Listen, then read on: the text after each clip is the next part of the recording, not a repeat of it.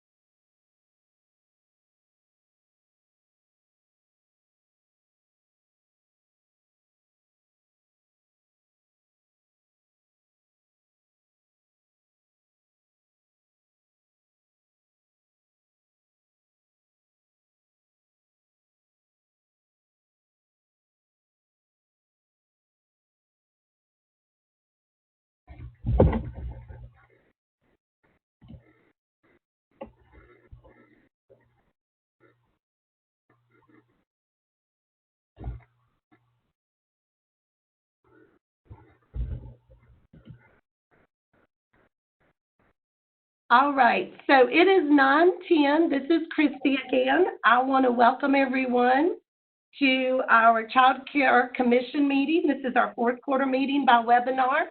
And we appreciate you being flexible and helping us make sure that we could meet our requirements and have our meeting.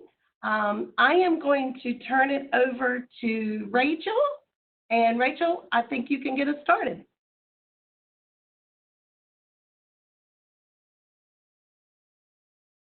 Hello, everyone. Sorry, this muting, unmuting gets tiresome. I don't know if Zach wants to call the meeting to order, and then we can go through the normal things where I will call roll. Zach, do you want to officially call us to order?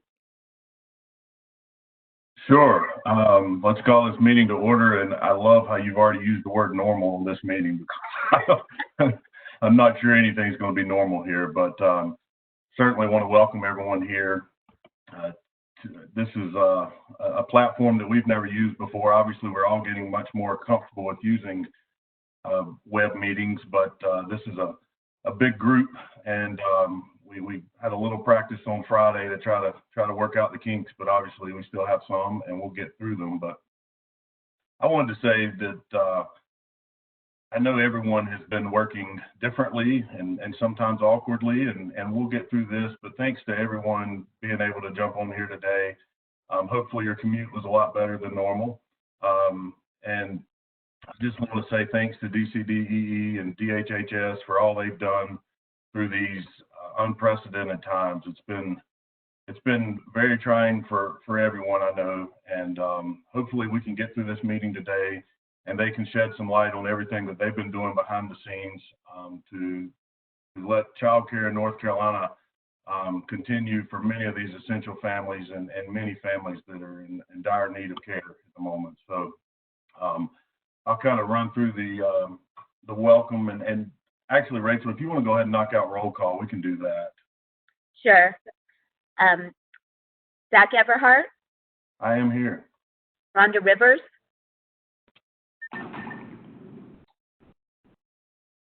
I think I saw Rhonda as an attendee if someone wants to promote her. okay, wonderful. Sharice Blanchard, sorry, Here. Melissa Burrows, Here. Susan Butler Stout, Here.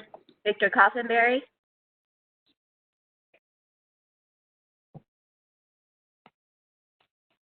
I know he's here. Just having trouble unmuting, I guess. Lanier DeGrella, Here. Karen Foster,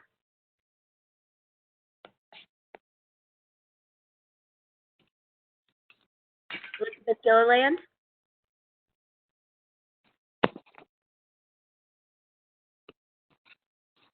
Mitchell Gold, Here. Charles McDowell,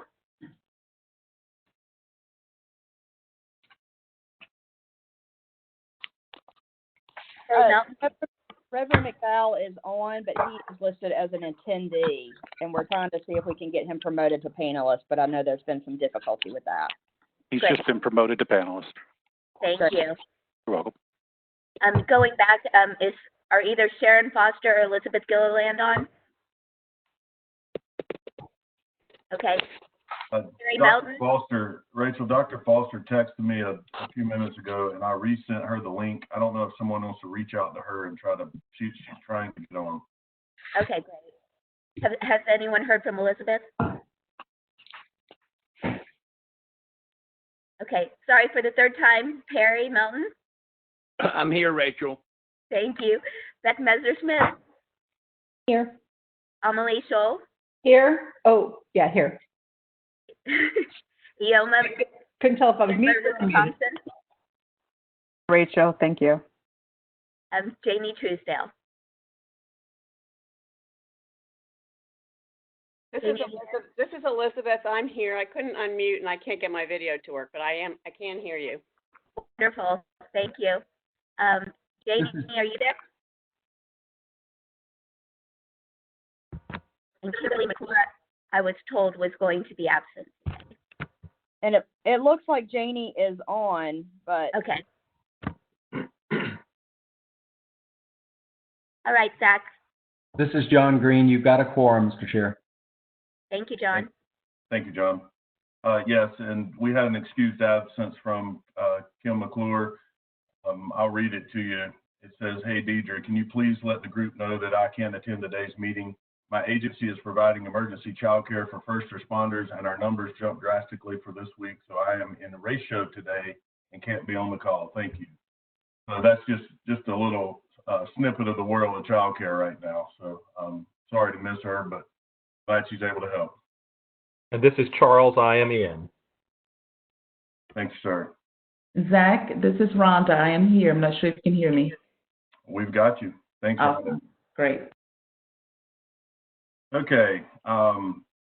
If anyone wishes to be added to the commissioner's mailing list, please send an email to Deidre. It's deidre.alston@dhhs.nc.gov. That is DEDRA.ALSTON@dhhs.nc.gov. Commissioners will be excited to hear that the DCDEE staff will complete the motion forms today. So for all you that are hesitant to make motions so you don't have to fill out the form, we've got some help with that today. Let me read this ethics statement. Sorry, I've got a couple screens going on here. It is the duty of every commission member to avoid both conflicts of interest and appearances of conflict. Does any commissioner have any known conflict of interest or appearance of conflict with respect to matters coming before the commission today? If so, please identify the conflict or appearance of conflict and refrain from any undue participation in the particular matter involved. I think we should be okay there today.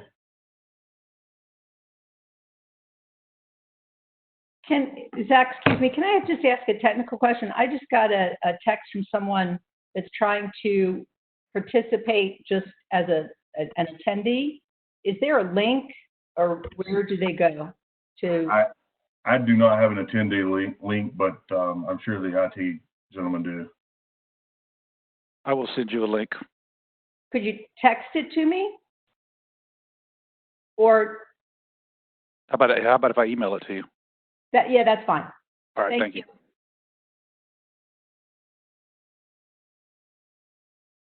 Got someone?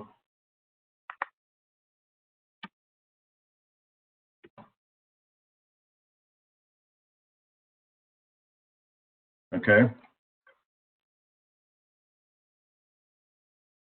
Moving on to the chairperson's report. The commission is holding its fourth quarter meeting by webinar today instead of an in-person meeting.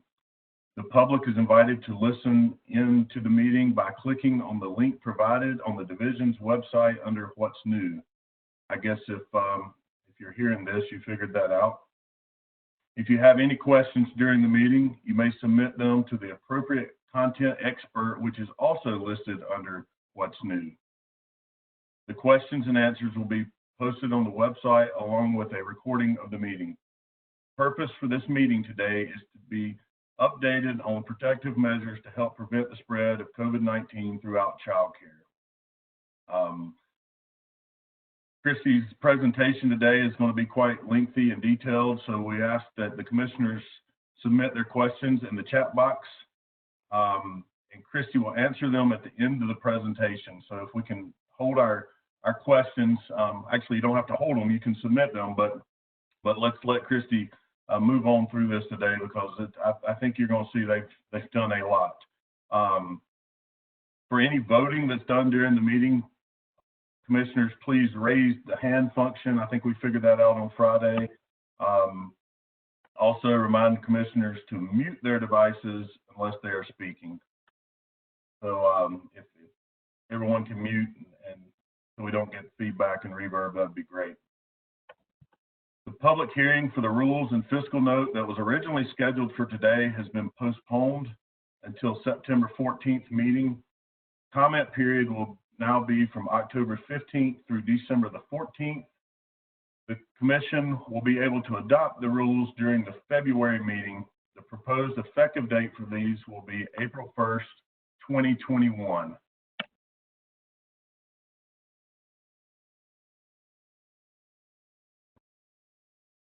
All right. The first action item today is the approval of the February 10th third quarter meeting minutes that were sent out. Does anyone have any questions about those?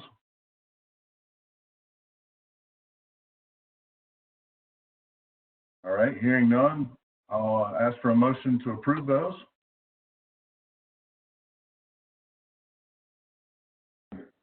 I'll make a motion, Zach. This is Rhonda, to approve the minutes as they are written. This is Charles. I'll second. Thank you, sir. Any more discussion? Right, all those in favor of approving the February 10th meetings, please indicate by saying aye, or I'm sorry, by raising your hand. Sorry. Silent vote.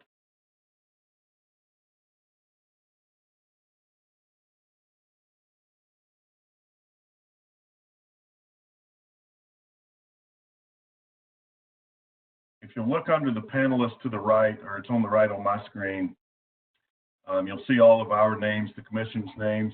Down at the bottom, there's three little bitty squares, and it's the first one to the left, which is a hand, if you're having a problem finding that.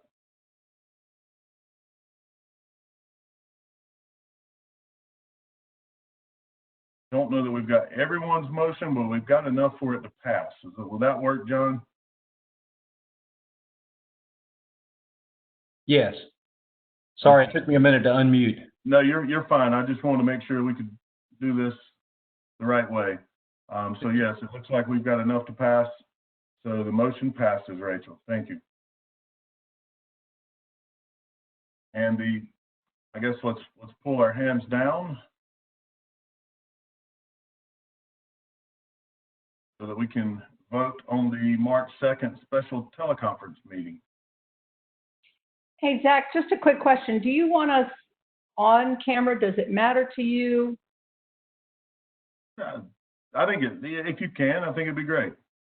If you prefer not to, that's fine too, but your hair looks great, Amelie. You're good. That's the compliment I was fishing for, really. I know. I'm feeling better about myself already. All right. Let's go ahead and see if I can get a motion for the approval of the March 2nd special teleconference meeting.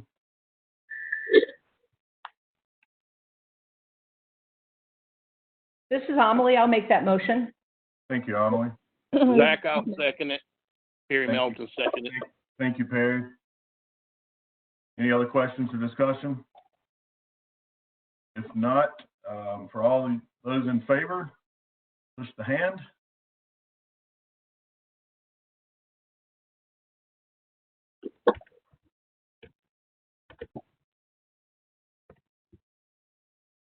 Again, John, I'm not sure we've got all votes, but I think we've got enough votes. So If you have a majority, it carries. I guess I could ask if anyone opposes. Maybe that's where it gets real difficult. We have to take our hands down and allow them.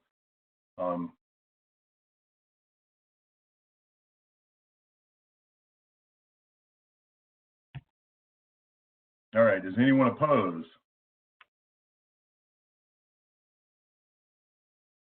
I think those two were already up. There goes Mitchell down.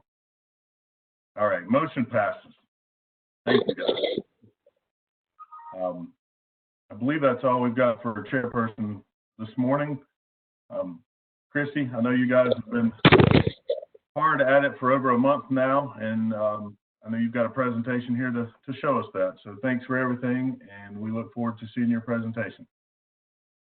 Thanks, Zach. Good morning, everyone, again. I hope this morning finds everyone doing well and staying well. Hope everyone has been practicing their social distancing as we're doing this morning. We've been practicing here at DCDEE for about 6 weeks now. Most of our staff are working from home. We have a few people in the office this morning. We are not officially closed, but the majority of our staff are at home and have been at home and working from home. So I appreciate you all being flexible and joining us this morning, and also want to say good morning to all of our attendees that have joined us this morning, and we appreciate you being here. So what I'd like to do today is to really give you an update of what has been going on the last 6 weeks and the things that we have done as a department and also as a division, as a division and a department, as far as some of the things we have done to help both families, but also our child care providers across the state, as well as just citizens in North Carolina. There's been a lot, and I feel certain that many of you may have questions as we move forward. Please, if you do, I would encourage you to put your questions in the chat box, and Arletta and Rachel and I, they will be pulling those together, and I will try to answer as many of those as I can at the end. If there are questions that just can't wait, if you will raise your hand, I will do my best to try to get to you and answer those questions as well. But I do want to give you just a brief update of where we've been and what we've been doing, and then some of the future plans that we have. So this is our agenda. As Zach mentioned, it is going to be a little lengthy, and I apologize. I'll try to make it as exciting as possible. But I'm going to give you an overview, as I stated, of what we've done, some of the changes, what our response has been, and really talk about some of this work that I really believe has made a difference. And then at the end, we will talk a little bit about what some of the plans are for reopening the state as far as what I know. I will tell you that, as many of you are aware, things change daily as we move forward during this pandemic. So what is North Carolina's COVID-19 response been? One of the first things that we did back in mid-March is we set up a 1-800 number. We worked with our Child Care Resource and Referral Network, and we were able to set up a 1-800 number that is to help families find child care. Now, what we were hoping and what we've been able to do is really prioritize what families we're serving, and we want to serve families of critical and essential workers, but also children in certain priority groups, children who are receiving welfare services, who may be homeless, or who are in unstable or unsafe living arrangements. But you see there a list of essential workers that we've been working with. At the beginning, when we opened up the number, we were experiencing about 200 calls a day.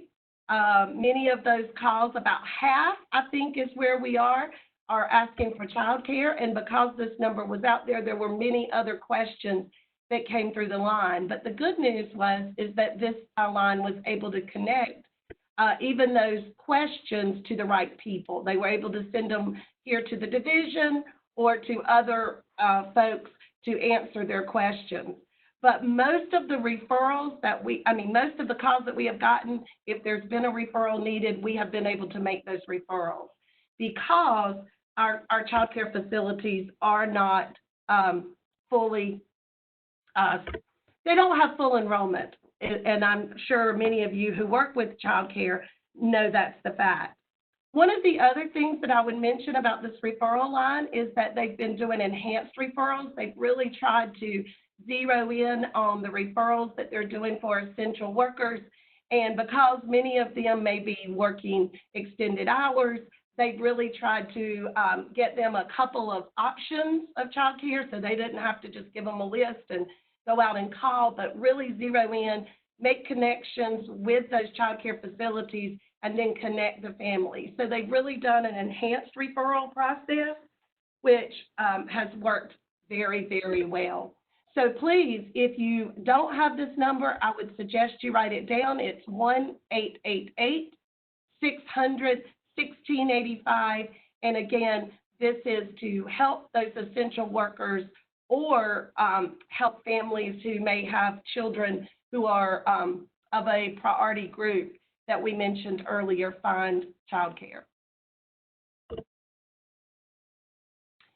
I mentioned just briefly that our child care providers are our front line. They have been all along. When all of this took place and we began to close down the state, many of our child care providers stayed open. We saw every day that there were more and more that were closing as we went into this pandemic crisis, but then they began to level out. And we have maintained about a 50% or a little over 50 to 60% of our providers have been open. As of last week, we have approximately 2,000 of our child care centers that are operating and about 1,100 of our family child care homes that are operating.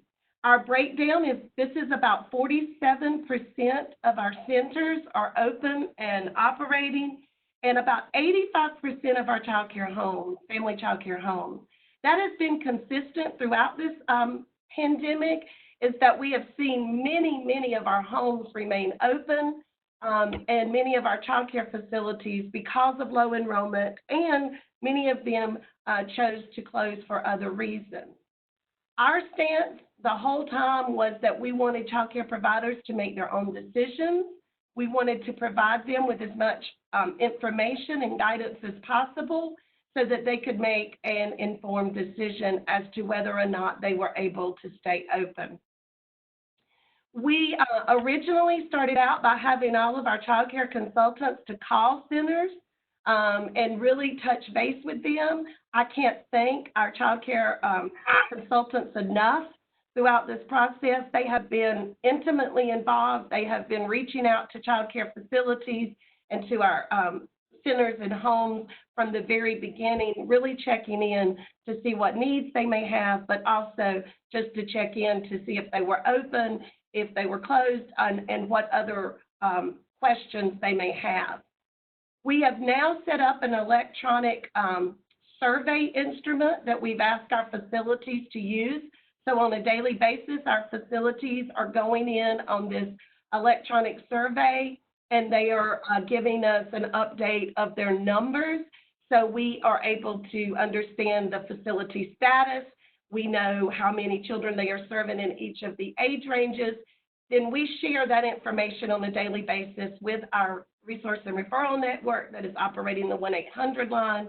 And we also share that with our DSSs so that if there are child care subsidy questions, they can have that updated list, as well as with our partnerships for children. So it has worked really well, and we are very pleased that our providers have been providing us such vital information as they have been serving the children of essential workers. I mentioned that we are providing this information to our resource and referral network, to our DSS network, but also to our Smart Start partnerships. Our Smart Start partnerships have been a vital partner during this pandemic crisis. Our partnerships are assisting child care providers who might be struggling to find food or other supply items. And what they're doing is they're serving as that liaison to connect providers with nearby community resources or organizations or these goods. I do want to make it perfectly clear that the partnerships do not have stockpiles of supplies themselves. I think that may have been a misunderstanding early on in our communications, but they are that liaison that really knows their communities and are helping to be a resource for child care providers. We do know that it has been difficult to find critical supplies during this time. We know that there have been some centers that have struggled to find food or milk. And we also know that personal protective equipment is extremely hard to find. Things like cleaning materials are also difficult to find. And we are every day working to, with our emergency management within our county, which then gets passed up to the state, to really try to provide these resources and goods. But, you know, there's just not enough of these items, unfortunately, to go around. And it's been very difficult, but we do thank our partnerships, because many of them have been able to order supplies or work with local community organizations to be able to find these goods and resources for our child care providers. And we thank them for their continued support during this crisis. Another thing that we did very early on for child care providers is we really increased health guidance. We worked with, in DHHS, worked with our state health director, we worked with our epidemiology team, and we worked with our child care health consultants throughout this process to really give updated health advice on how to reduce exposure and spread of the virus. So our overall message early on was that if parents and caregivers could keep their children at home, that was what our message was, is that children and families need to stay at home during the month of the latter part of March and through the month of April, because of the executive order that was issued by the governor to stay at home. But of course, there are those that we realize could not stay at home. And our child care facilities have been heroes to step forward to provide places for those parents of essential workers to leave their children. We wanted to do things to really help those child care providers. So we asked them to do many things. Many of the things that were in the health guidance, and that health guidance has been updated 4 times because it constantly changes. But many of the things that we asked them to do were things that the child care facilities were already doing. But we asked them to be diligent about it. As many of you know, we all wash our hands, I'm sure. but maybe we should just do it a little bit more diligently. And I think, you know, sometimes we may say it's not a big deal, but during this crisis, it's been a big deal. So most of the guidance has been already what child care facilities were doing, but to really encourage them to do it a lot more diligently. This is the time not to forget to do one of those things that was listed in the health guidance. One thing that we did ask facilities to do was to try and restrict the children, keep them in one group, not to mix groups of children if at all possible, because the more that you can have a consistent group of children, the less likely they would be exposed to the virus. And we also asked facilities to try to restrict teachers to one classroom with one group of children, if at all possible. And we did discourage the use of floaters, but realizing there are times where that has to happen, but that if you use a floater, that make those consistent. So the more we could keep those groups homogeneous and the same groups each day with the same teachers, the better off. And then one other probably different thing that we asked is we also produce signs, and on those signs, we asked providers to put those on the front door so that we could really limit the people that would be coming into the facility. I'll show you one here in a few minutes, but it was really, we were really asking them to post that on their doors so that when parents and children are checked for symptoms each day, the person dropping them off would know what those symptoms are. And it was also to limit any folks that may be at high risk from coming into the facility. We also, in this increased health guidance, we also made sure that every child care facility across the state had a direct contact for a child care health consultant. We only have about 50 of those health consultants across the state, but we asked that child care facilities, we gave them a list. We made sure that one of those 50 was assigned to each of the counties in the region so that they would have someone that they could call. As of last week, we had about 113 calls to the health consultants that reported. That was only about a third of the health consultants that reported their numbers. So we are still to this day getting many, many calls related to health guidance.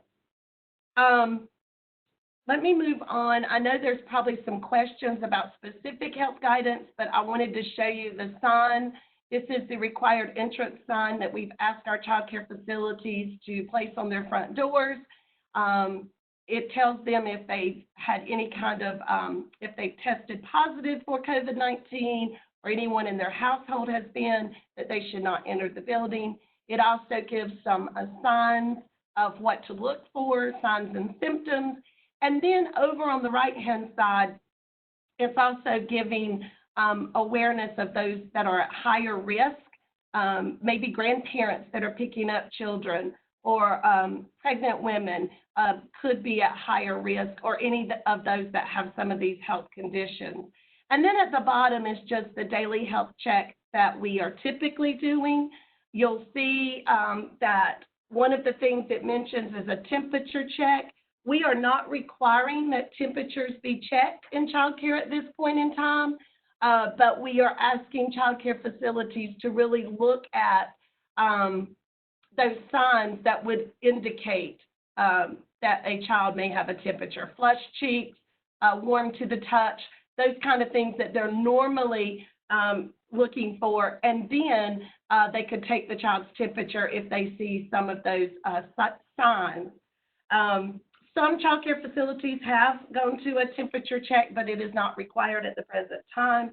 The other question that we get a lot on are the masks, and I know the mask for face coverings has changed as time has gone on. I heard this morning on the news that they now in Durham County, they are requiring if you're out in public to wear masks. We are not requiring child care teachers or children to wear masks for a number of reasons at this present time. We do are encouraging it if the person that's doing the screening outside or the ones that are screening of the folks coming in the door, that may be a recommendation there that they may want to wear a mask.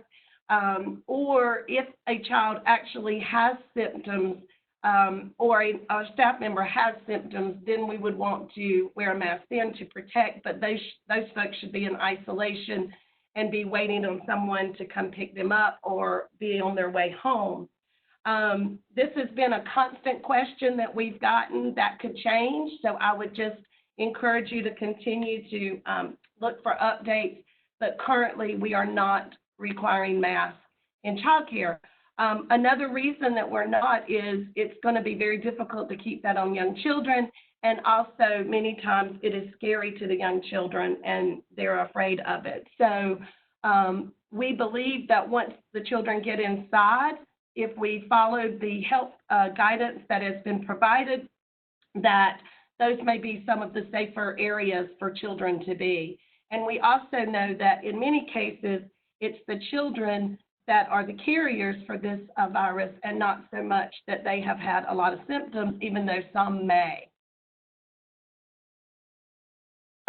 In addition to the guidance, we ask providers, we ask providers, I showed you earlier a slide that showed you about 57% of all of our providers are currently open. As of the end of March, that number has remained consistent. What we did at the end of March is we asked providers whether or not they wanted to remain open. And if they did, they needed to complete an emergency child care application. That application was due March 31st by the end of by midnight. And then as of April 1st, the only centers that would be or should be operating or homes that should be operating were those that were going to provide emergency child care. And that is the ones that are now currently operating. All other facilities should have closed as of April 1st if they did not apply to be an emergency child care facility.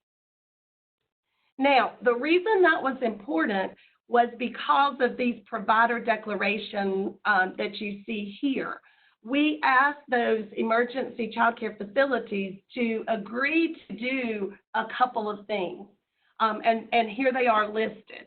We made sure that they knew about the updated interim coronavirus health guidance, and they had to agree to comply with those. And also any of the interim policies that we had set forth, they had to agree to comply with those. In addition to that, they had to tell us that they had adequate staffing. Much of our workforce may be high-risk populations because of their age or because of conditions they may have. And if a facility had staffing that were at high risk, they may not be able to comply and be able to remain open and maintain ratios and things of that sort. So we wanted facilities to really look at themselves and to decide if this was something they could do and if they had adequate staffing to comply with the licensing requirements as well as be able to implement the health guidance. We also asked facilities to make sure that they had to attest to us that they had adequate supplies, that being and resources, number 3 and 4, that they had food and they had access to food and they had access to milk and juice or whatever else they may need, as well as the cleaning supplies, as well as all of the other supplies that they might need to continue to operate under these enhanced health and safety guidelines. We also asked the facilities to keep updated attendance and vacancy and to report to us daily on staffing, which is the electronic form that we created. And then if at any time that the facilities felt like they could not meet any of these requirements, we asked them to be in touch with their child care consultants. There were a few other things we also asked of the facilities that were operating as emergency childcare. We asked them to temporarily make their slots available for critical or essential workers or children living in unsafe conditions. What we know from the facilities that are open is that they are working with about 20 to 30% occupancy rates, or if you wanted to flip that around, they have between 70 and 80% vacancies. And so what we wanted to do is to make them aware that they needed to hold those slots for those children that were attending prior to this outbreak, but that right now we wanted them to really concentrate on serving children of essential workers or children who are in unsafe situations. We also asked the providers, now I will say this, we did not require them to serve essential workers' children, but we said to the greatest extent possible, they would make these slots temporarily available for those children of essential workers. And we asked them to commit to the months of April and May. We also asked them to collect a parent application, which I'll share with you in a moment. Because they were emergency child care facilities, we also were able to set up and have funding to help families who were essential workers to come in and possibly not have to pay for child care during this time if they met certain criteria, and we'll talk more about that in a second. But we asked the facilities to collect these applications to serve these children and to keep a record of this so that these families might be able to receive help with their child care bill at this point in time. We also asked the facilities for any of the children that they currently served that were on subsidy or on the subsidized child care program, that the child care facilities not collect the parent co-payments. This was a big issue for some of our providers. These payments are usually collected at the beginning of the month for our providers. This is the portion that the parents pay as part of their subsidized child care. But the state is picking up those amounts and paying them. We're just paying them at a different time, and I'll talk a little bit more about timing at the beginning, but this was a commitment that we asked the providers to make sure that they did not charge parents during this time. We also asked the facilities that were operating as emergency child care to provide bonuses to both their teachers and their staff who were on site and currently working. And we'll talk a little bit more about what these bonuses look like in just a minute, but we asked them that they would incorporate these into their regular payroll. But again, the state are providing the providers with these bonus amounts, but effective April 1st was the time that the teachers or the staff were eligible for the bonuses. So the providers had to keep up with how many days their teachers or staff were there so that they could record their attendance so that they would be eligible for the bonuses. And then, as I mentioned earlier, the facilities had to ensure families who were previously enrolled that once this crisis is over, they would still have a slot at their facility. This is just a snippet of what the providers are filling in daily for us. I just wanted you to see it's very simple. There's only 7 questions. They basically put their facility ID number in and their name, and then a lot of this repopulates itself. They tell us if they're opened or closed, and then unless there's a change, they don't even have to do anything but log in and make those changes. All of it stays in there, and it's automatically in there, and so there's only small updates that have to be made. This is very vital to us, though, because this is the information that we share with the Resource and Referral Network, and that's how they're able to make those referrals to the child care facilities that have vacancies. All right. So those are just some of the general things that we did up front. I want to get a little bit more specific now about what we have done and how all this happened. There's a lot of legwork that had to be done in order for us to even do the things that I have mentioned up to this point. I think most of you are well aware that our Child Care and Development Funds block grant, that is what funds our subsidized child care program. That's what gives us our quality dollars that we're able to operate on here at the division. And it also allows, the regulations also allow states to apply for waivers of no more than 2 years when there are cases of extraordinary circumstances. And I don't know about you, but this is probably the most extraordinary circumstance I've ever been involved in. And so as a result of that, we were able to ask for some waivers and some plan amendments. You may be well aware, and I know we've talked about this before, that we have to submit a plan, a CCDF plan, every 3 years. And that plan is submitted and it's approved by the feds of how we're going to spend our money.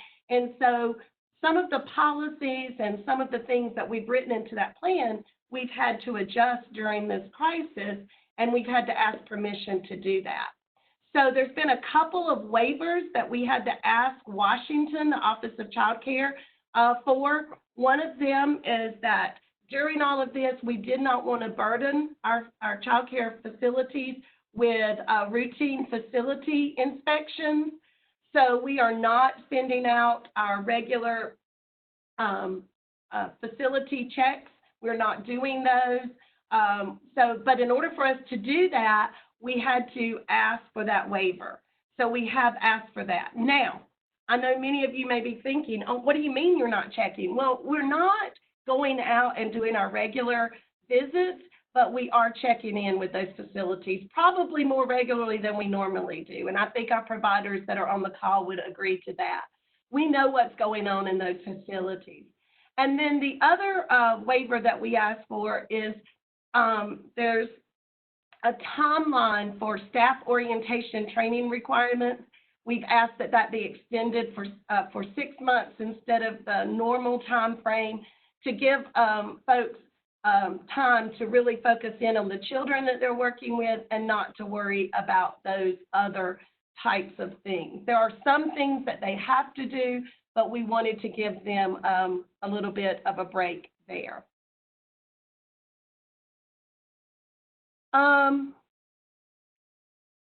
In addition to waivers that we asked for, and let me go back real quick. The other waiver that has we've been discussing with the Office of Child Care is a waiver for our criminal background checks, which is a prerequisite to employment. I'll talk a little bit more about this as we move forward, but we have asked the feds to give us a waiver on that. Part of the reason is there is no way to do fingerprinting at the present time. Most of our sheriff's departments have shut down as far as doing fingerprinting, and therefore we are asking for a waiver for the fingerprint portion of that. We can still run background checks on name only. So that is an additional waiver that we've been negotiating at the federal level. Oops, I went the wrong way. All right. In addition to those waivers, we've also asked for some plan amendments. And we have asked to pay all child care providers who've been providing care to families receiving the subsidized child care assistance based on their enrollment, whether their program is open or closed. So basically what this means is whether child care facilities are open or whether they are closed, if they have children that receive subsidy, we are paying those facilities for those children during the months of April and May, whether they're open or closed. We also are waiving certain subsidy eligibility requirements, and we'll talk more about that in a minute, and also co-payments, which I mentioned just a few minutes ago. We're not requiring the parents to make the co-payments. the state of North Carolina are making those co-payments for the families. And then we're also giving a little bit more time on for providers to receive a child's health assessment and immunization record. One of the reasons that we felt we could do this is many of the children that are being cared for in this emergency situation are children that have been enrolled in school, or they've been enrolled at some point and they are up to date on their child's health assessments. We're just not requiring that they have those in hand on the first day that they provide services. We did work with our state health director on this, and they did give us a little bit more time to get all those pieces of paper in place than what is normally required. So those are some of the amendments and waivers that we've asked for. And the federal government has been very flexible during this time. I think they, like many of us, have never seen anything like this. So they have allowed us to utilize our funds in a very flexible way. But in addition to utilizing the funds that we already had, many of you have heard about the CARES Act. These were funds that were set aside to prevent, prepare, and respond to the coronavirus. And we, North Carolina, received a grant award of $118,135,976. We received these dollars last week. And you can see some of the discretionary allowances there. They did allow us to pay whether facilities were opened or closed, or if they wish to reopen. We can pay to have sanitation or cleaning of these facilities so they can continue or maintain operations or resume operations. We can use this to, this child care, we can use the money for child care assistance for those essential workers. And also there's other allowable routine CCDF use. So many of the things that we'll be talking about and we have talked about has been made away, we've been able to do it because of funding that we already had, but also because of this additional grant award that we received. And we're thankful for that. So let's talk specifically about some of the things that we have done. One of the things that we talked about already is related to criminal background checks. One of the things that we decided early on here at the state level was to temporarily extend the time to complete the 3-year recheck by 6 months. So we're giving folks up to 3.5 years. You may remember that criminal background checks are done initially before a person is employed at the facilities, but then they have to be updated every 3 years. That is our state requirement. The feds only require that we update them every 5. And so therefore we were within our, within the regulation to extend a little bit. One of the issues, as I mentioned before, is law enforcement agencies are not conducting fingerprint scans at this time. And if we can't get the fingerprint scans, it's very difficult for us to do the full background check that's required by the federal government. So what we've done is we've made a request to OCC to waive the requirement for the pre-employment fingerprint check and just do a name check only. But I will tell you that our numbers of people that are requesting these have been extremely low. They have continued to go down. There's not a lot of need right now to do initial background checks. But we have already been able to approve additional folks, hundreds of folks, over 500 folks that had already started this process. We're still processing those if we have all of the information, and there are folks out there that would be available to work if child care providers needed them. But this has been a big issue for us at the present time because we just don't have anybody to do those fingerprint currently. In addition to fingerprints, as far as other regulatory flexibilities, these are temporary flexibilities in our regulatory policies and requirements. We've asked facilities, if at all possible, to stay in compliance with all of the child care rules to the greatest extent possible. I think most of our facilities are continuing to do that. But as I mentioned, we're not doing our regular monitoring visits. They're not having to worry about environmental rating scale assessments are not taking place at this time. Environmental health is still doing theirs, but they're trying to space those in such a way that if you're due, they do theirs every 6 months. They've limited those to one time a year right now, just to give folks, not to have to worry about those visits while they're trying to work through this crisis. And one point that I do want to make, though, even though we've suspended many of our routine monitoring visits, this does not include investigations of complaints or any allegations of child maltreatment. We are still investigating those because we want to keep our children safe in this environment. But those reports of complaints and allegations have been greatly reduced.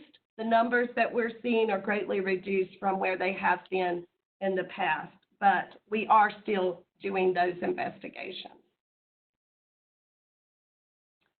As far as activity schedules, plans, we've allowed flexibility to facilities regarding the posting of these schedules and plans.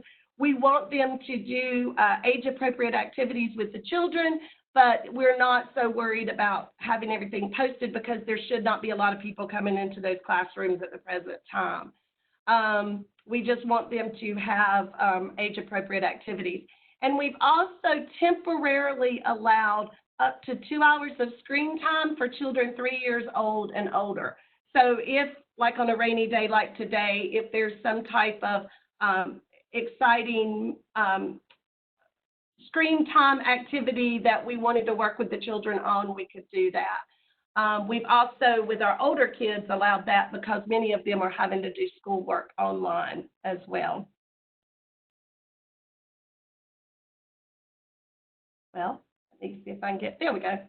Staff qualifications, if new staff are hired, I've already told you there's not been a lot of that, but if they are, the employee medical report and TB skin test may be waived to allow staff to begin work if they're not symptomatic, but they still have to have them completed within 60 days. It just gives a little bit more time. And there's some information in the individual staff record. Basically, we need from the staff, we need emergency contact information and basic contact information for them to come on board and start working with us during this time. Ratios, regardless of the star rating, we've allowed facilities to use minimal allowable child staff ratios and group sizes rather than the enhanced ratios. We did this because we didn't know what kind of uptake there would be, how many children facilities would need to serve. But like I said earlier, what we've heard is that most of our facilities are so limited on the number of children they're serving, their ratios are probably far better than they normally are with the staff that they have in place. Group sizes, we did talk about limiting the large number of groups. We're really encouraging them to keep smaller group sizes, and they must adhere, at this time when we did this waiver, it was around 50 people, even though there have been updated recommendations around the number of people in a group of 10 or less, because child care is an essential provider or essential worker, they don't have to adhere to those to the same level.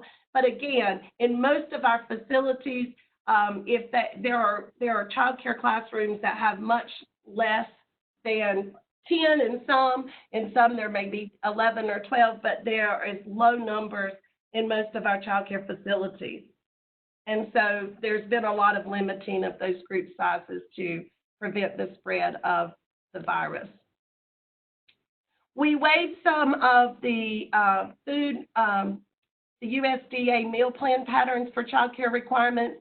so that if, because at one time and throughout this pandemic, there have been facilities that cannot find enough food. So we've made sure that if parents want to send meals and snacks, that is allowable at the present time.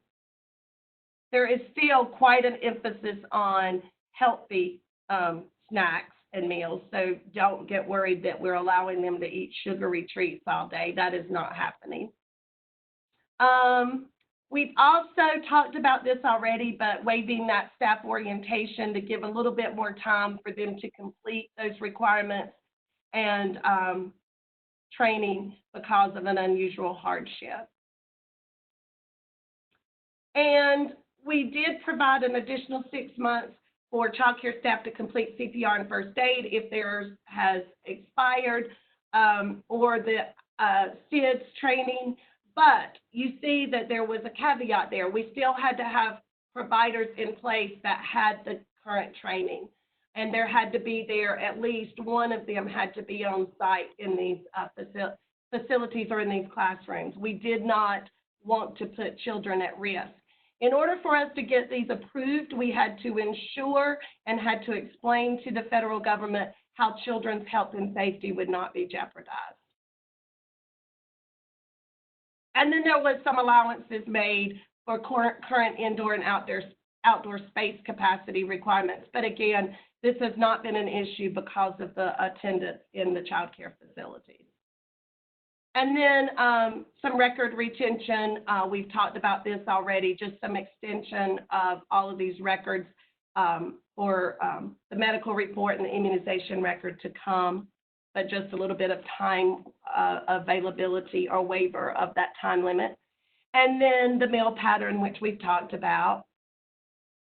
And this is for family child care homes. So what we tried to do is to make sure that what we did in the child care centers, we also did for family child care homes as well. So we temporarily waived those unannounced and announced routine visits, but we are still doing the investigations of complaints and child maltreatment.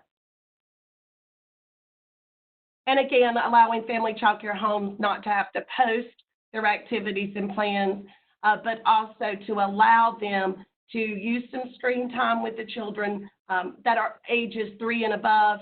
And there is unlimited usage of the electronic screen devices for school-age children when working on school assignments. This was not really a relaxation. This is already available if they need to work on school assignments.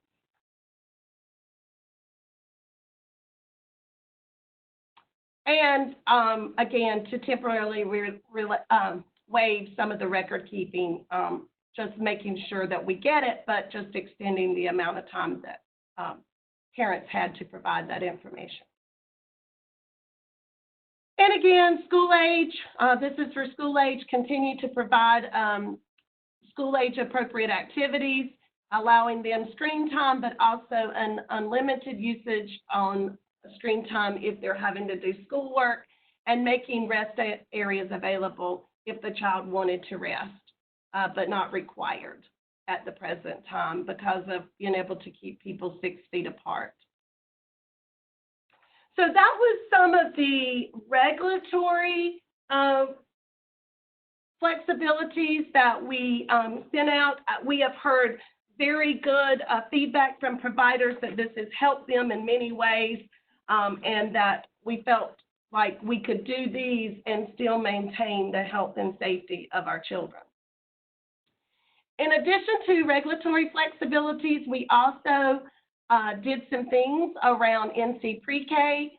One of the big things that we did waive with Pre-K is that if a child is absent for more than 3 days, we have a process where we have to contact the family, find out what's going on, work with them to get them back in school, because this is an important piece for attendance is very closely connected to child outcomes and how well they learn and do.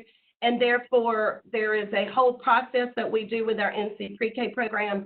But right now, we are not looking at those consecutive absences because there are many children who are staying home as a result of this pandemic crisis.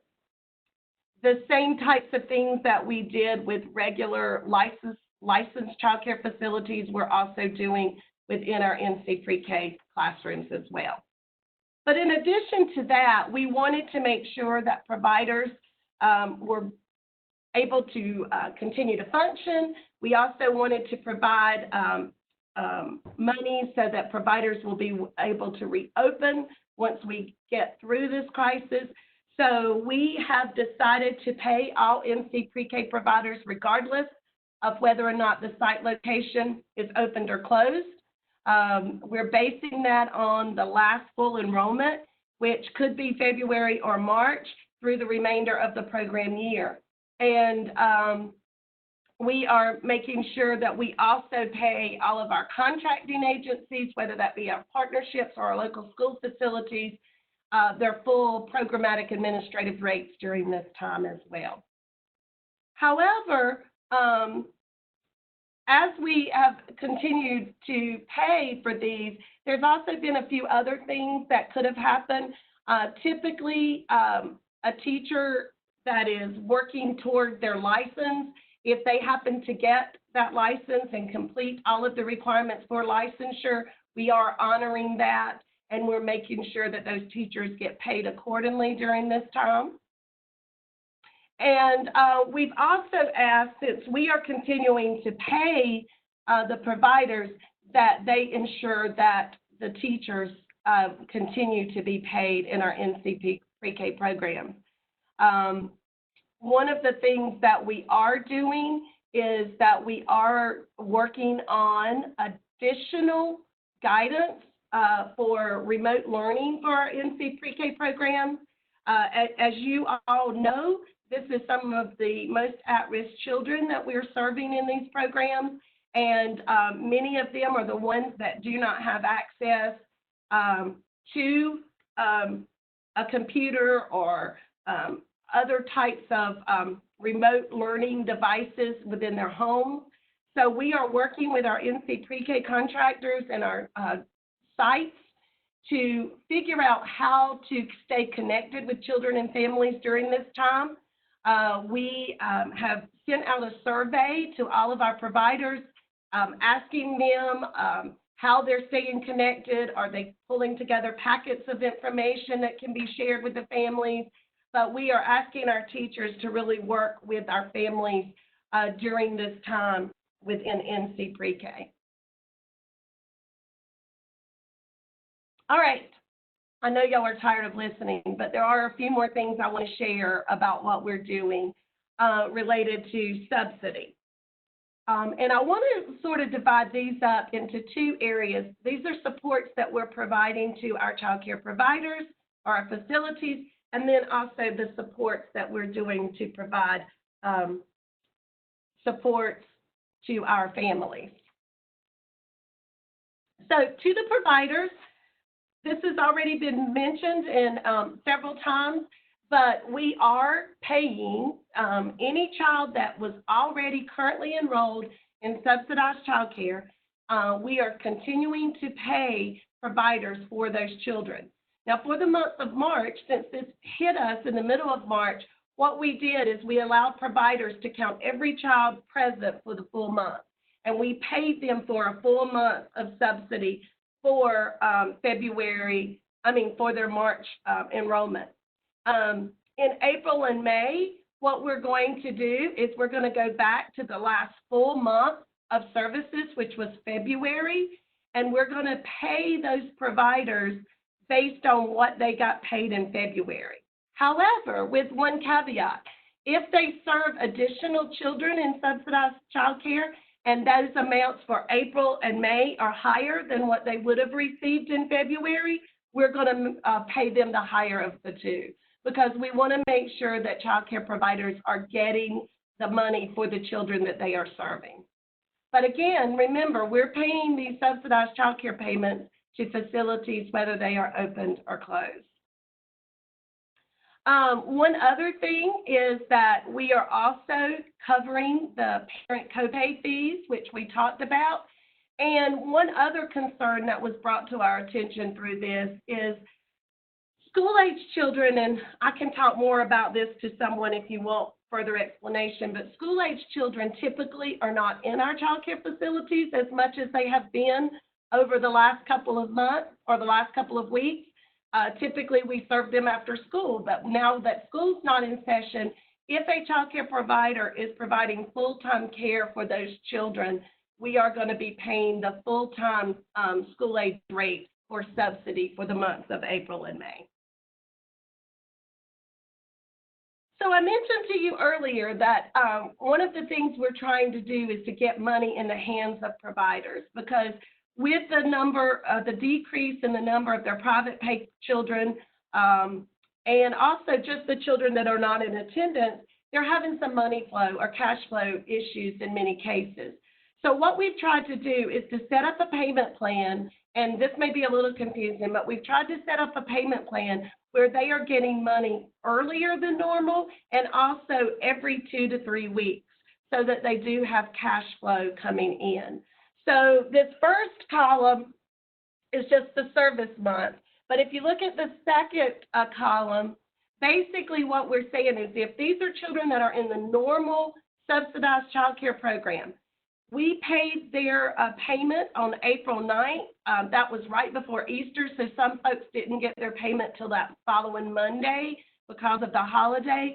But that is a little earlier than they normally would get their payments. Typically for subsidized child care programs, they get those sometime between the 15th and 20th of the month.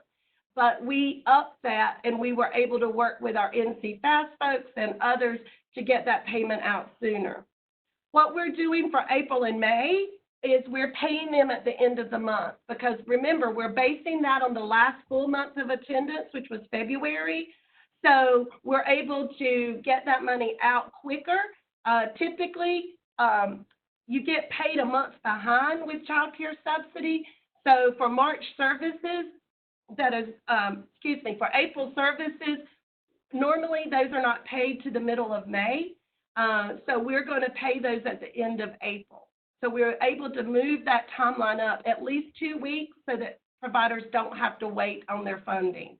And the same thing for May. And then what we were able to do is to go back, and these emergency child care subsidy programs that I'm going to talk more about here in a second, and the bonus payments for the teachers, we're able then to offset those on the weeks every 2 weeks that they are not receiving their regular subsidized payments, so they're getting money every 2 to 3 weeks and are able to hopefully have some cash flow during that time. So let's talk about what supports we put in place for families. In our regular subsidized child care program, parents have to recertify annually, and anybody that was up for recertification during March, April, May, or June, we're not going to make those parents recertify. We're going to give them an extended 12 months. So if they were up for recertification in March, they have until March 2021 to recertify. So what that means is they'll be able to continue to receive subsidy for this next year. Now, they're told that if there are changes in circumstances, they're supposed to let their local DSS know. So if changes happen, they end up finding a job that they're making a lot more money at, they're supposed to notify us on those. But at least here, they won't have to get all that paperwork together and come back in and recertify, and we'll continue to serve those children. Also, for children who may be transitioning off of the regular subsidized child care program, we are working with them. Many of them, they have a 90-day transition period already in place. If that 90-day transition period runs out and they're unable to find work due to this crisis, we are able to extend that 90-day transition so that they can continue to receive services. So again, things that we're doing to help families. The biggest program that we've done during all of this is an emergency child care subsidy program, and I've referred to this several times throughout the presentation. This is a program that is not connected to regular subsidy, but because the federal government has given us flexibility in how we can use our subsidized child care funds, as well as our quality dollars, we've been able to create a program called the Emergency Child Care Subsidy Program that provides financial assistance for child care services to parents who are essential workers that are defined by Executive Order 121 of the governor. And if you look at that order, there's lots and lots of businesses that he has deemed as essential workers. This became available April 1, and we're going to do it for at least the months of April and May. We are having discussions if we can continue, but that second bullet there is our issue. It's dependent upon the availability of funds. As of Friday, there have been over 10,500 people that have applied for this emergency child care subsidy program. It is hugely popular, and it is full child care that the state is paying for these children of essential workers. This is how a family is eligible. They have to be an essential worker. They have to have no other child care options that are available to them. And we have extended the income level so that they have to be below 300% of the federal poverty level. And the way that is determined is by this little chart that you see below. If you have, for example, a family of 4, your income limit is $78,600, but that is considerably higher than what the income requirements are for our regular subsidized child care program. So we do believe this is helping many of our essential workers, like our grocery store workers, many of those that work in the hospital that may not be doctors or nurses, but other folks that are needed in this time. And all of those types of people we've been able to help. And as I just shared with you, there's been over 10,000 people that have applied for this emergency subsidy program right now. And we still have to the end of the month. So we're a little worried. We anticipated maybe 8,000, and we're already exceeding that number. And we know that there's probably centers or homes that have not added all of those children into the portal. So we don't really know, we will not really know the full uptake of this program until the end of the month. But the application process is fairly simple. There's a one-page parent application. This is the application that I mentioned when I was talking about the emergency child care facilities, that they have to agree to, if at all possible, serve these children, and they collect this financial, this parent application. The child care providers, and this is a question that we keep getting, but the child care providers are not asked to verify whether the family is eligible. All they do is on the application, and I will just jump over to the next slide, which I think shows you a picture of that application. What you'll notice up at the very top on the right-hand side is that this is the self-attestations that the parents are making. They are having to check that they have no other child care options, that their household has this many individuals, and they are below this income level, and that they are considered an essential worker. So we are asking the parents to self-identify if they meet these eligibility requirements. It is not up to the child care facilities to make that determination. It is up to the parents. And again, all the child care facility has to do is to make sure this document is completed in full.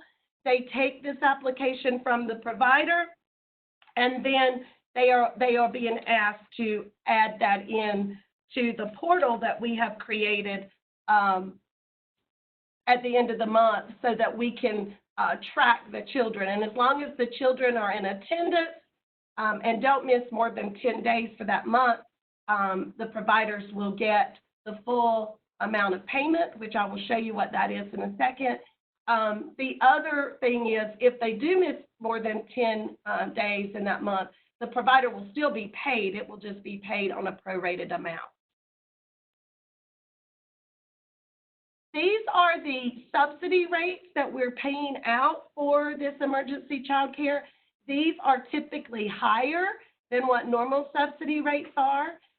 We were able to take our 2018 market rate study and look at what the average state rate is. Now, I realize that there's all different kinds of rates across the state, but we took the average state rate and we added additional dollars on top of that so that it would be worthwhile for those child care providers to, take on these children of emergency or essential workers. And we wanted to make sure that the providers were being reimbursed at a rate that was good for them, but we also wanted to make sure that families had an option of child care during this time. We've already talked about that for regular child care subsidy, parents are not having to pay their co-pays at the present time. We are paying for those for regular subsidy, and for the emergency child care subsidy, there are no parent co-pays that we established. So the full amount is paid by the state to the providers that are serving these emergency kids. And in addition to that program, we are also looking at our child care teachers and employees, meaning our teaching staff and our non-teaching staff being defined as administrators, cooks, folks who may be cleaning the facilities, those types of folks. But what we wanted to do is that any child care employee that is working on site, that is important, they have to be on site at the facility that is approved as an emergency child care facility. We are providing bonuses in the months of April and May during this crisis. Now, for eligibility purposes, this is available to both child care centers as well as family child care homes. It's available to both teaching and non-teaching staff, and it's available to full-time and part-time staff. And I've told you that our teaching staff includes our lead teachers, our assistant teachers, resource teachers who are working directly with children in the classroom. And non-teaching staff, I've mentioned who those folks are: administrators, directors, cooks, janitorial staff. And just for purposes of the bonuses, we are defining part-time as anyone who works 20 hours or less would be a part-time employee. So these bonuses will be paid to the child care program. We are not in the business of writing checks to each individual provider. So what has to happen is the child care providers are inputting the information into a portal that is being developed. It's going to be released hopefully on April 27th, where they'll be able to record attendance for both the children that are on the emergency child care program and the staff that are working during the months of April and May, so that they can get their bonus payments. Child care programs do have the flexibility. If they have extra funds and they want to add extra bonuses, they're able to do that.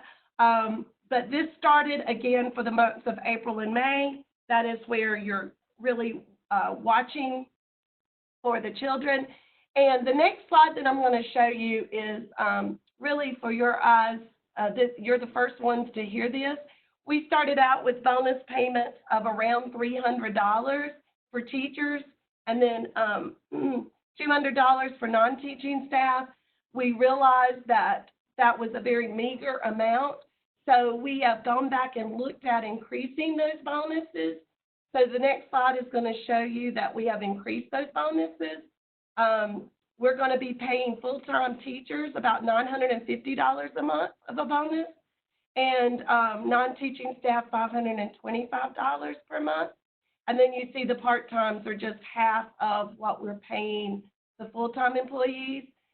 We do think and want to reward these teachers for the work they've done.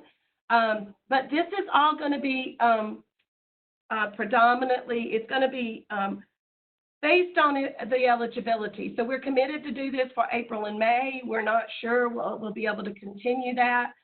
This information has not gone out to teachers yet, this amount. We just decided these last week. There will probably be information coming out tomorrow to teachers around these increases. I'm sure they will be excited.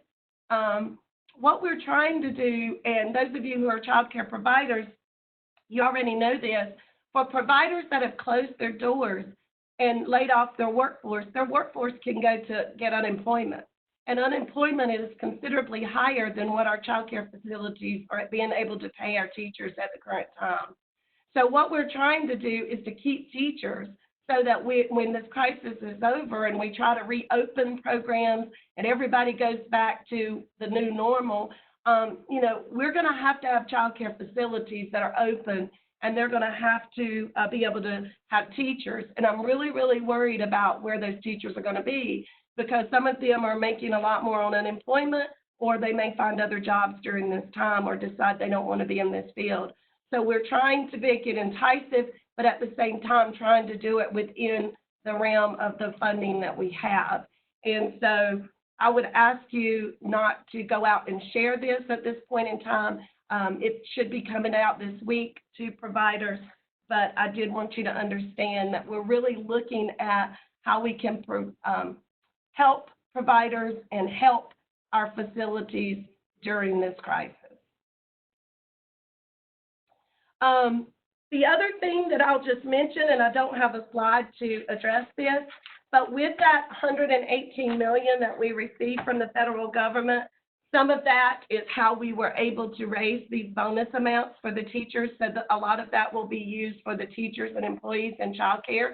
Again, those are the ones that are working on site. But in addition to that, we're looking at other things that we might be able to do. We've talked to some of you about what do you need at the current time. So we've talked about a one-time grant for our open providers, because as you have learned through this presentation, we're paying closed providers, but their costs are not quite as great as some of our providers that are remaining open, who are having to do extra cleaning, who are having to keep their teachers on staff with limited enrollment. So their staffing costs are astronomical in comparison to the money that they're receiving in. So we're looking at, are there ways for us to give some type of fixed cost grant? We're still grappling with that and trying to decide if our money will allow for that. We're also looking at when we do begin to reopen and come out of this closure, are there some ways to give some grants to help, some type of incentive grant to help those providers come back and reopen? So all of that is still in the air. We're still working through those issues. We're even have had considerations of maybe some incentives, some sign-on bonuses to bring teachers back. All of those are in discussion. None of those have been finalized because we have to look at the numbers. We didn't anticipate that there would be over 10,000 people, and probably more, that would partake in this emergency subsidy program. So the more that people participate, that impacts your dollars. And so we're trying to make some definite determinations. We're probably going to have to put some time limits on some of these things.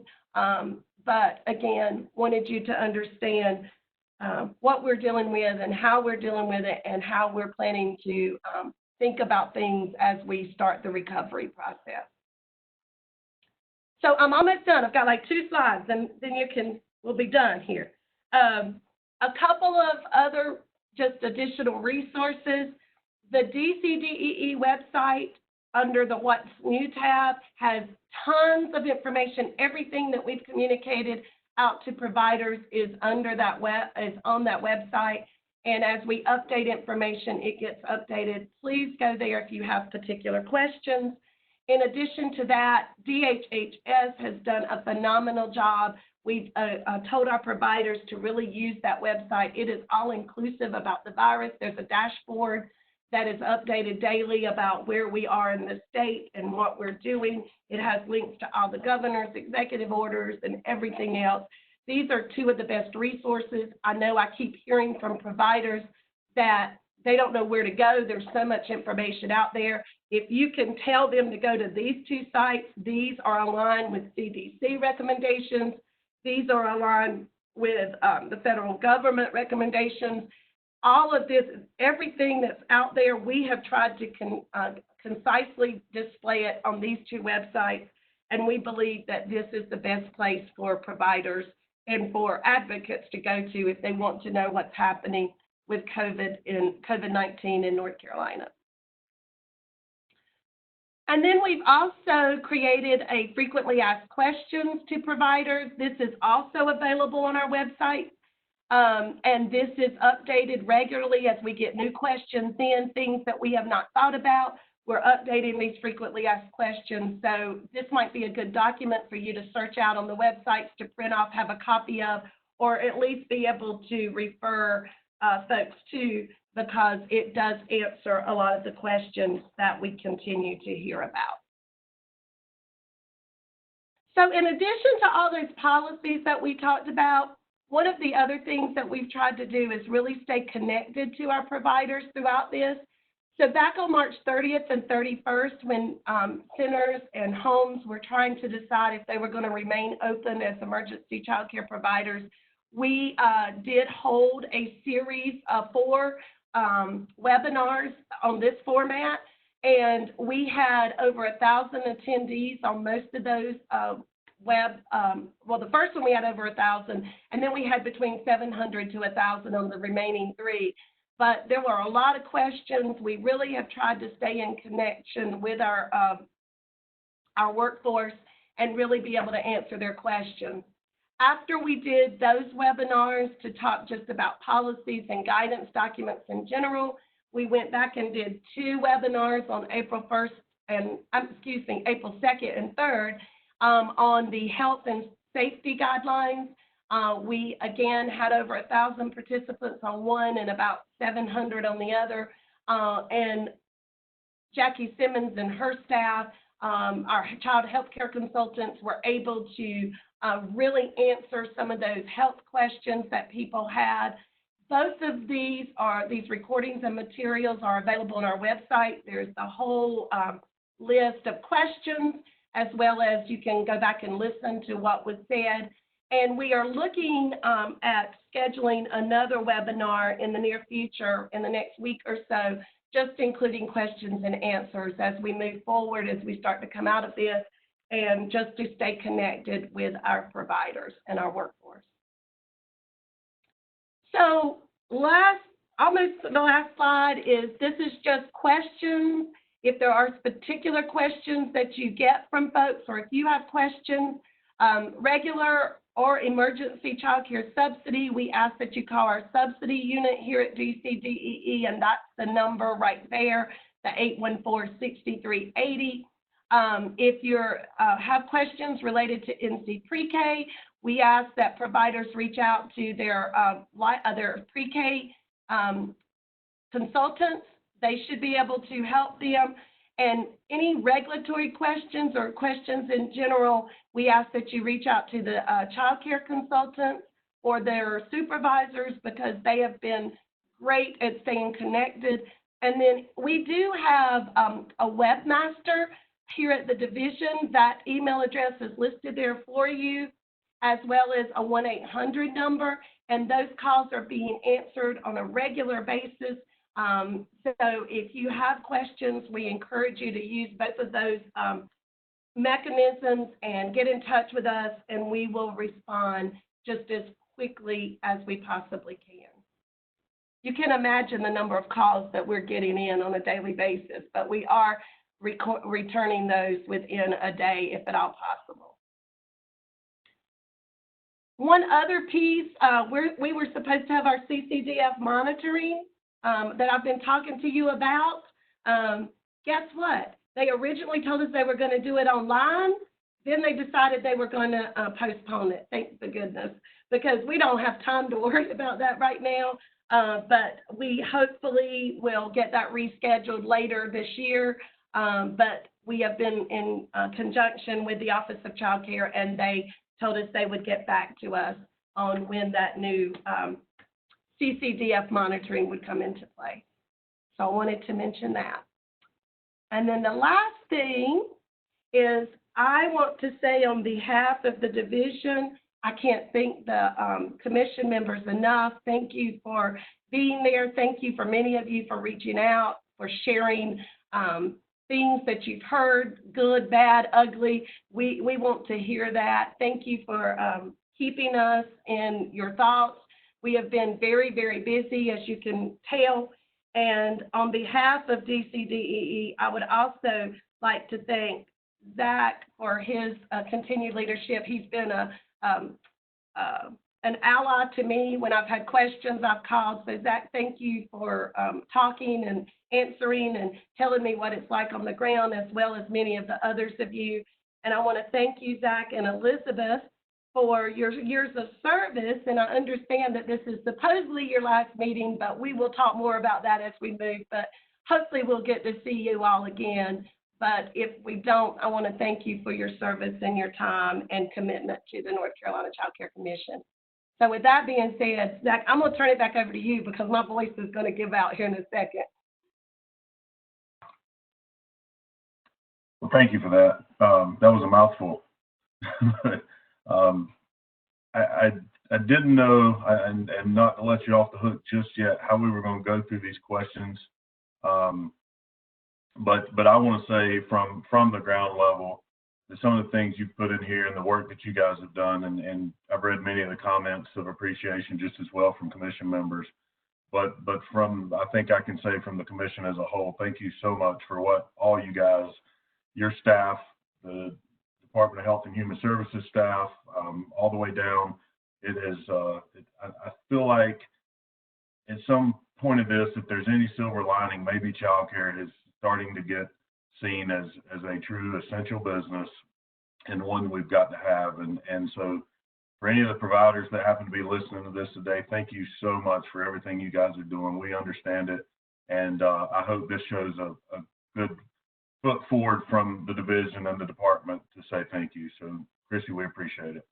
Thank you. And I'll make sure that all the staff that are on, I'm sure heard that, but all the others, we will share that.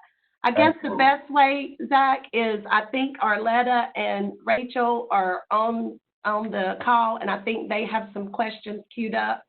So we've got a few minutes. I'll take some of those, and then we'll turn it back over to you, if that's okay. That would be great. All right. Thank you. Okay, Christy, I'm ready, and I've got them kind of bucketed here. And so in the essence of time, I may not get to ask every single person's questions, but I've chosen at least one from kind of every category here. Okay. So under kind of the facility status bucket, are you aware of any centers that are closed and still collecting some percentage of tuition in order to hold spots for children when they reopen? Or ones that are open and collecting some part of the tuition, again, for that child who may not be attending now, but will hopefully attend in the future? Yes, thank you for that question, Arletta. That has been a question that has continued to come up. There are some child care facilities that are closed, but because of their financial policies, they are charging their families for those positions. For those slots. We have actually, in our guidance, asked providers to be as flexible as they can be with their families because this is a hard time. Many are without work, many are not getting paid. But again, as a division, we do not have control over what individual private child care facilities do and what their policies are. So we have encouraged the families to follow up with their providers, to talk to them about those. Many of them sign statements. Many of the families sign statements when they enroll their children that are related to their financial policies. They just are not aware that maybe they didn't read it as closely or they've forgotten. But we have encouraged facilities to be flexible. But again, that is really an individual local provider's policies that need to be followed. And we have encouraged, as I've said, providers to look at flexibility. I know we've had some providers that are maybe charging a half tuition cost to reserve those slots. They've done some really good things. But again, each individual facility would have their own policies related to that. But thank you for that question. Sure. And there's been a request to be able to provide data of open facilities by county. Is that available? We have that information, but the way it is being collected, it is being shared with our sister organizations. If that is a request that someone has, if they will make it of me directly, I will work with them to see what we can do. But Great. it is not something that we're sharing publicly out at this point in time. Okay. Moving on to some questions about the health and safety guidance that's out there. Has there been any guidance for how to take the temperatures for children and caregivers who are entering the centers or the homes? If you look at the most recent updated child care guidance information that came out last week, there is some information related to temperature taking.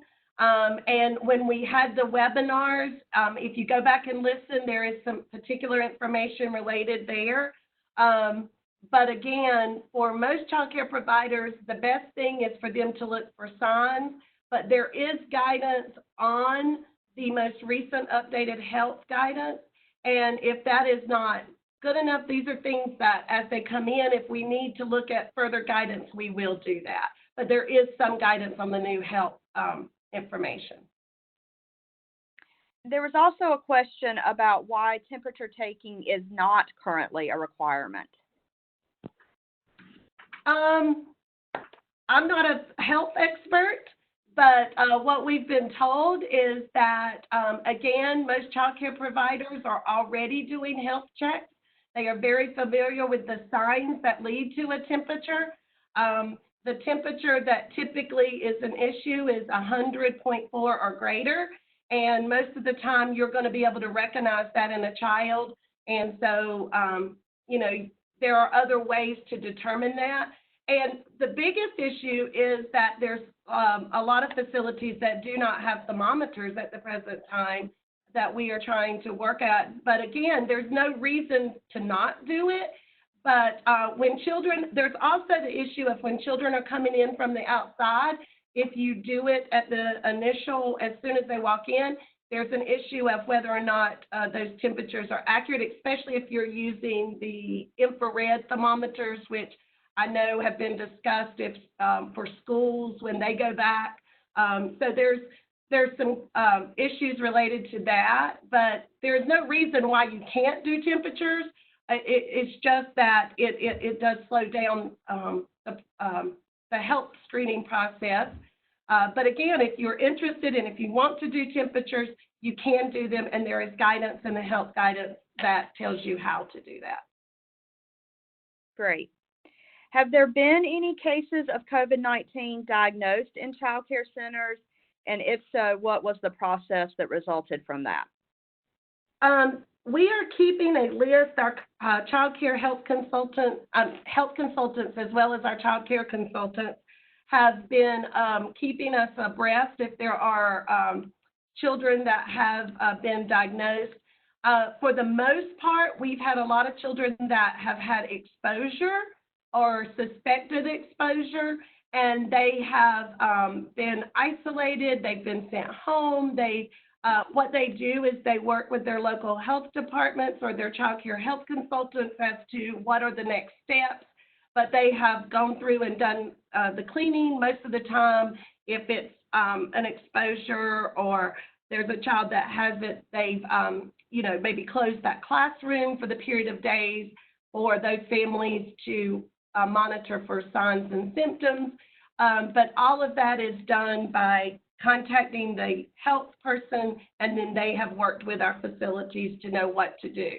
The one positive note that I would say is I am not aware of any outbreaks in any of our facilities, either teachers nor children. And so while we have a few that have been suspected and there may be a few that have been identified, we've not seen any outbreaks in our child care facilities. I think it was last week, my days have run together, we did have a very sad report that one of our parents of a child that was in a child care facility passed away from COVID-19. So we have had that, but again, we've not really seen outbreaks or anything of that nature, which is a good thing. Okay. There was a question that came in related to kind of the whole fact that this is a crisis, this is a disaster, not in the way that we typically think about them in North Carolina, but that many folks, either currently or in the future, will experience a trauma response related to this COVID-19 outbreak. And so there was a question about, have there been thoughts given to creating and providing information, training, support around working with children who may exhibit a trauma response, specifically related to this medical health situation? Can you talk a little bit about our plans there? Sure. This has been an ongoing discussion for the last several weeks. We have been talking about this. There is, we've been working with our behavioral health, mental and behavioral health sessions of public health and others, and they are continuously working to provide these. There are resources that should be coming out as far as communication this week for child care staffing as well as for families, so be on the lookout for that. We're also working with our Healthy Social Behavior Project out of CCRI in our Charlotte area. Smokey is working, Brawley is working to create a resource that's going to be available to our child care facilities for that very purpose. So there are plans in place. You should be seeing a lot of information coming out about that in the very near future. Great. Moving on to the bonus payments and supports for providers. Are there any funds available to pay bonuses for staff who come on board after April 1st? As long as the staff are on board during the months of April and May, they are eligible. But again, that is where the child care provider is going to need to document when they started.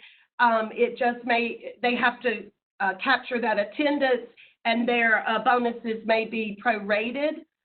We are committed to April and May, but after that, it will really be dependent upon funding. However, we do believe that that is a priority in our minds, that we want to, for those staff who are on site and working during this emergency crisis, that we would like to do bonuses if at all possible. So they are eligible if they come on later. They just it needs to be documented as to when they come on board and the attendance recorded accordingly. And can you talk a little bit about the bonus payments or funds available for the family child care home providers? Are they eligible to receive the bonus payments? Bonus payments are for centers and for family child care homes. So they have the same eligibility as the centers. Typically, you only have the one person or maybe two at the most in family child care homes, but those that are working directly with children and part of that and on site are eligible for the bonus payment. Okay. We've got about 5 minutes left, and so I'm going to move on to regulatory. There was a question about the background waiver check, if that was only for renewals or initial checks as well. The waiver is for renewals right now. We have asked for the one on the front end of the initial checks, but again, that has not been granted yet. And then there are some state laws in place that we would have to work around, so I'm not sure we're going to be able to do it, but we are trying to get ourselves positioned in such a way that we can continue business in case there is a need for new employees if there's a way around it. But right now, there is not a current waiver in place for the initial check. Okay. And then there was a question about the screen time requirement that had some flexibility and got relaxed just a little bit. Does that include schoolwork screen time in that 2-hour limit? If you'll remember, I did say that for schoolwork, they have unlimited time. So they can utilize that. I would still encourage providers to use discretion, but so much of the learning, if they're school-age kids, are required as part of that. If it is a preschool age child that is 3 and 4, I can assure you that any kind of remote learning that takes place will be under the 2-hour limit. It should not exceed 2 hours. I don't even think it'll come close to the 2 hours. I would hope that it would not, because that would not be developmentally appropriate. We had one question in relation to the information you presented about NC Pre-K. The question is, how are we paying for the continued payments to the contractors and the programs? Is that through CCDF or our regular state funding, or a combination? It is a combination. It's our regular funding that was already allocated, so that incorporates state dollars, it incorporates TANF dollars, it incorporates lottery receipts. So whatever that regular funding that was in place for NC Pre-K continues that funding. We are not using the CCDF dollars for that. The only reason we would use any CCDF dollars for NC Pre-K would be if there are staff on site in pre-K classrooms actually having children in their classrooms and their own site teaching, then they would be eligible for bonuses that could come out of CCDF dollars. And I'll ask one more question, and then I'll leave a little bit of time for Christy and Zach to close us out. There was a question about if there will be any support for facilities who are wishing to file for small business loans. So we have talked some about that with our partners. I think that some of our partners are going to try and work with them. Maybe it would be our CCR&R has asked about that. I don't think we will directly be involved in that, but I think some of our partners are going to try to put together some support for providers in that. And as soon as I know more about that, I will send that out. However, I will encourage folks to contact their banks. There are many folks in those banks that have been very helpful, and I'm sure there are some that are more helpful than others, but they have also been able to help with that process. Great. And all right. I just wanted to throw out a reminder to both the commission members and other attendees today that the division does have a communication mechanism known as Constant Contact, and the commission members should be receiving those. A lot of the information, if not all of the information Christy's talked about today, goes out through that. So if you are not receiving those communications regularly, please send an email to the DCDEE communications email, or you can also sign up on our website down at I believe it's the lower right-hand bottom. And those are another good way to keep on top of what is coming out of the division. So just that reminder. Christy, Zach, I'll turn it over to you to close us out. Zach, I'm going to turn it over to you. I think I've talked enough. Well, we appreciate everything you've said. Mr. Chair, may I say something? This is John Green. Yes, sir. What is the commission going to do? I note that you're unfortunately rolling off the commission here at the end of June, I believe, and I know there's also law that says that you get to stay until your successor's been appointed. But is there when does the commission expect to hold elections for the chair and vice chair positions? Is that going to be at September with either you or the vice chair running the meeting until the elections are done? I would assume so. Yeah. Deidre, are you or Heather available that can respond to that?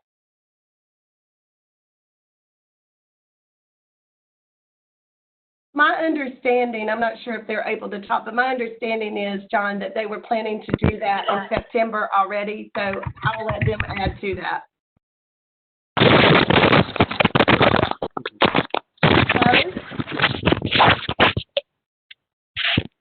This is Deidre.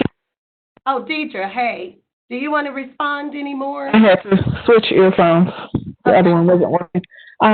Yes, normally it's done during the first meeting, so September would be your first quarterly meeting, and you can elect your new chair and vice chair then.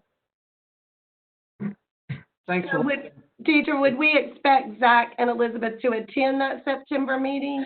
If no one has been appointed to fill the positions, we would. Okay, Yes.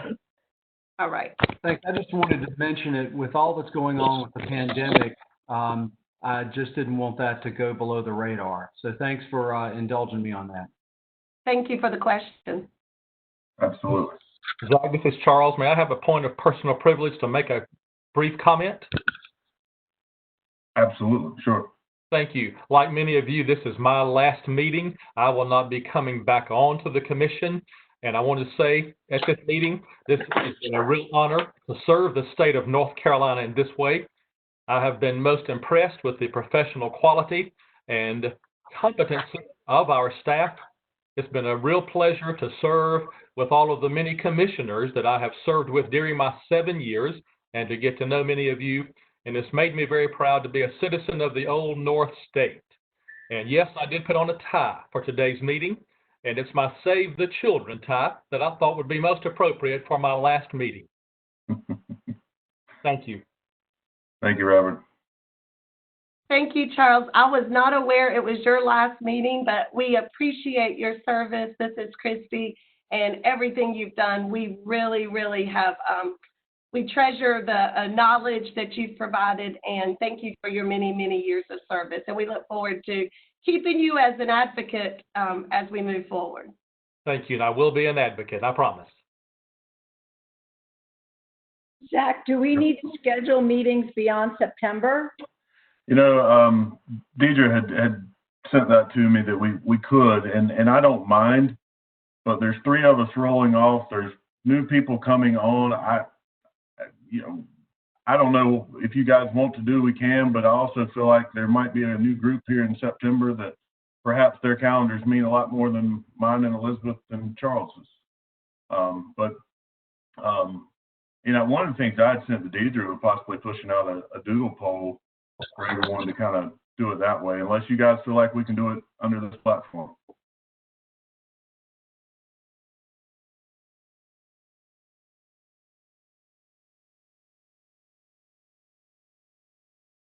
All right. Yeah, I'm going to say let's either do a doodle poll after this meeting, or let's just wait till the September meeting. Yeah, I agree with that, Zach. Okay. Perfect. All right. Anyone else got anything? Zach, can you hear me? Yes, ma'am. I've been listening the whole time. I was not allowed in as a panelist about halfway through. But thank you, everybody, and just let you know that I was here. Thank you, Dr. Foster. All right. Well, if no one's got anything else, I'm going to close out this meeting. I'd like to parlay on what Reverend McDowell said. It has been a great honor, pleasure, and to serve the state and the children of North Carolina. I know you guys will continue this great work, assuming that someone is appointed into my spot, and I'm sure you guys will keep it going. And it's been fun. It's been an honor, but it's been also a treat just getting to know all of you guys and all the previous commissioners that I've gotten to work with in the past as well. So look forward to hearing from your great work in the future. I'll sit back with some of the ex-commissioners that come to the meetings occasionally. Once you kind of get into this thing, you start to enjoy it and want to do it. But thanks to everyone that's helped, and I look forward to seeing all you guys soon. With that being said, I won't take a motion. We'll just adjourn this meeting. So everyone have a great rest of the week and stay safe out there. Times are tough. Thank you. Thank you, Zach, and you. everybody. Thank you. Bye-bye. Thanks, guys. Thank you, Christy.